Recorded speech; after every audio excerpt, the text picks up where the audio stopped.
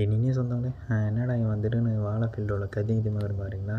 முன்னாடி மரம் வெட்டிட்டான்னு பார்க்குறீங்களா? மரம்லாம் வெட்டல, அதோட பக்கங்கள் தான் வெட்டியிருக்கோம்.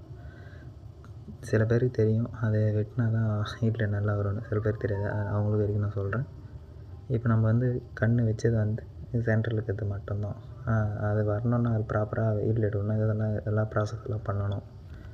அப்புறமேட்டுக்கு அந்த கன்று வந்து கொஞ்சம் லேட்டாக வரணும். இதுதான் ரொம்ப தலைவலி. கன்று வந்து சீக்கிரமாக வரும், அதை அறுத்து போகிறதுக்கே ஒரு வேலை. அதனால் என்ன பண்ணோம், 2 கிராஸ் வெட்டு போட்டு அது கொஞ்சம் லைட்டாக குத்தி விட்டோம்னா கொஞ்சம் லேட்டாக வரும். அதுவும் வரக்கூடாதுன்னா கொஞ்சம் அதில் யூரியா போட்டிங்கன்னா கொஞ்சம் லேட்டாகும் ரொம்ப. அப்புறம் நம்மளோட வாழை ஃபீல்டில் பில்லும் பிசமாகுது. அப்புறமேட்டுக்கு அந்த கண்ணெல்லாம் அறுத்து போட்டு நான் அப்புறம் கொஞ்சம் பில்லெல்லாம் இது மண்டை வேலி மாதிரி ஆகிட்டுருந்துச்சி, அதெல்லாம் கொஞ்சம் வெட்டி போட்டு அப்புறம் அந்த கண்ணெல்லாம் கூட எடுத்து போட்டு வந்துட்டேன். அப்புறமேட்டு தண்ணி தாகம், செம்ம தண்ணி தாகம்.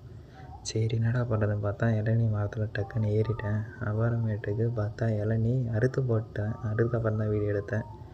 மரத்தில் பாதி தொங்கினதை எடுத்தேன். அடுத்த வீடியோவில் அப்டேட் பண்ணுறேன். அடுத்த வீடியோ